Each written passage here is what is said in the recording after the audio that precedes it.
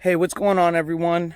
Thanks for following. This is Danny, and today we are here at a project.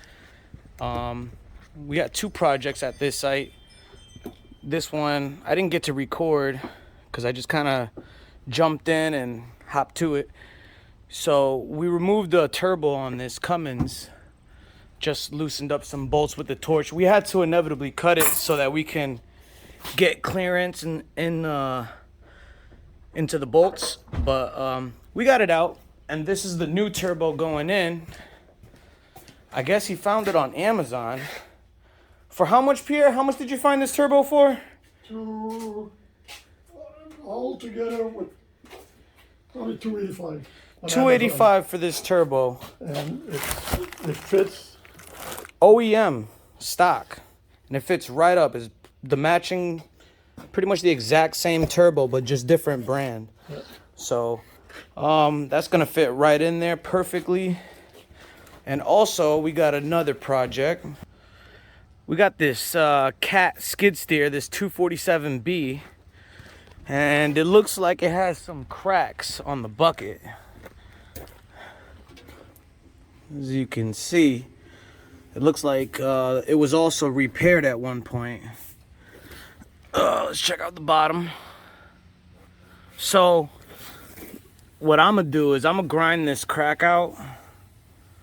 I don't know if I should. Yeah, maybe on both sides. Why not? I'm gonna grind this crack out on both sides and just take some 7018 rod and weld it up, grind down the surface, and should be good to go. We also got this crack over here. This one, I'm thinking I should just plate it in the back. Grind the front. Might as well weld the backside too and grind it down. Then put a plate on the back, maybe? What y'all think? Oh my God, what is that? So, Jesus. Are these factory? Oh my God, these are factory welds. Wow. That's crazy.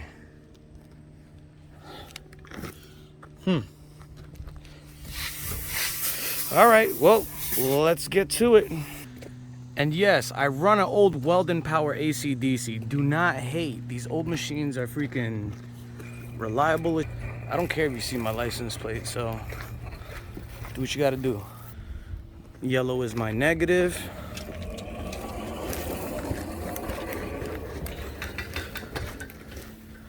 Angle grinder, grinding attachment box, miscellaneous welding toolboxes.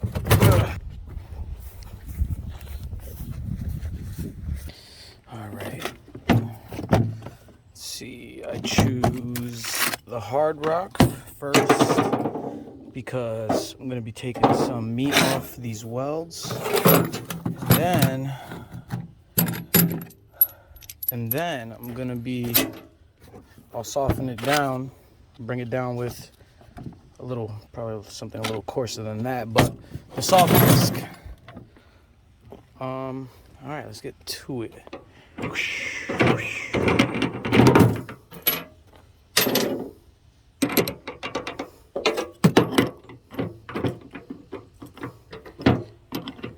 One thing I like about welding out in the field, isn't it beautiful out here? It's like the places you go. You know what I'm saying? It's beautiful. I like the different scenery. It's very rewarding to be out in the field. I'd rather be out in the field than be a shop boy. Another thing, guys, please don't hate on my helmet, guys. Don't hate. You know what I'm saying? When you're in the field, I wouldn't recommend welding with a Sentinel A50. I mean, if you got it like that and it's a good position, like a flat position weld, or you're not in an out of place position, then yeah, you're good. Bring it. But I wouldn't want to mess up a nice helmet, you know, doing overhead and a lot of rust jobs and automobiles. Like, it's more of a shop helmet, I feel like. So this is what you want to get dirty in. Don't hate.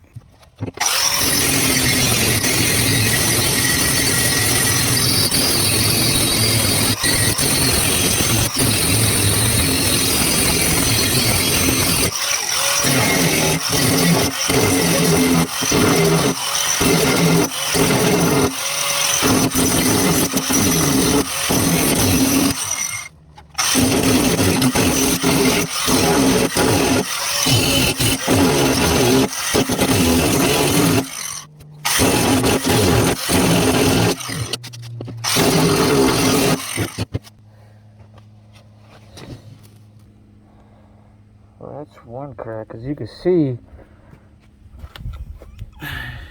it's still there. So we're gonna weld that up, ground it out for better penetration. Yeah, I'm still gonna grind out the backside. But first, I'm gonna handle what's here. I'm gonna grind everything down. There's one on this side as well. Then move the bucket to the different position so we can get the backside. Got everything ground out for the most part, front and back.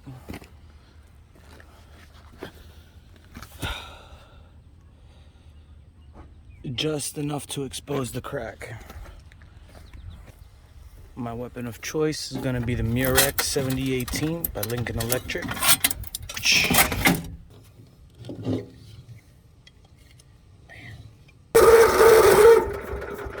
Oops.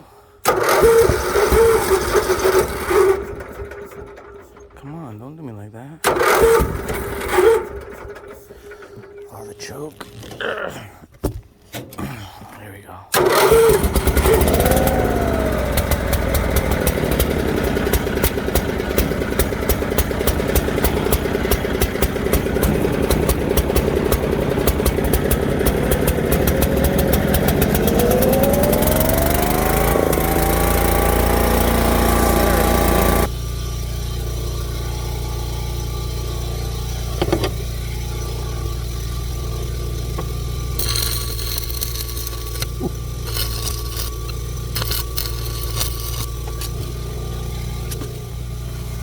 All right, take two.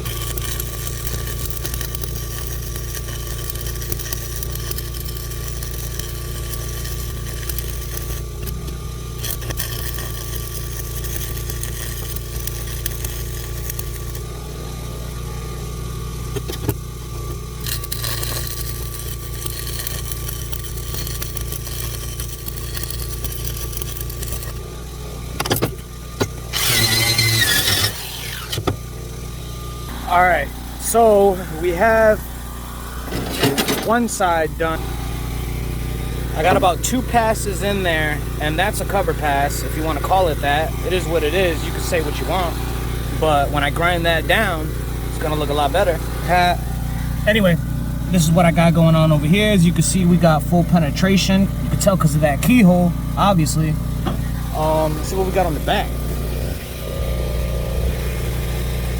That's what we got on the back. That's that penetration. But we'll go ahead and weld another one on the back if we need to. Why not? And then I just got that one to do, front and back, and underneath.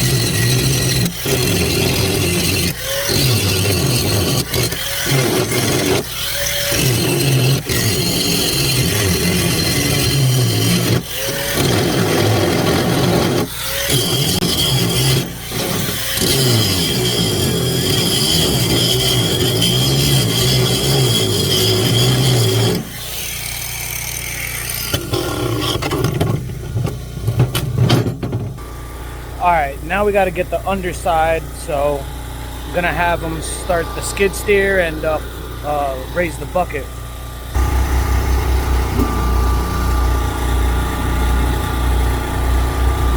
And then vertically, yep.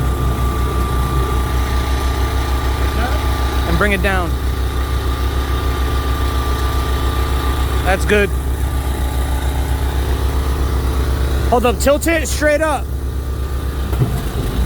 All right, and bring it down a little more. That's good. And that's what we need to get to right there.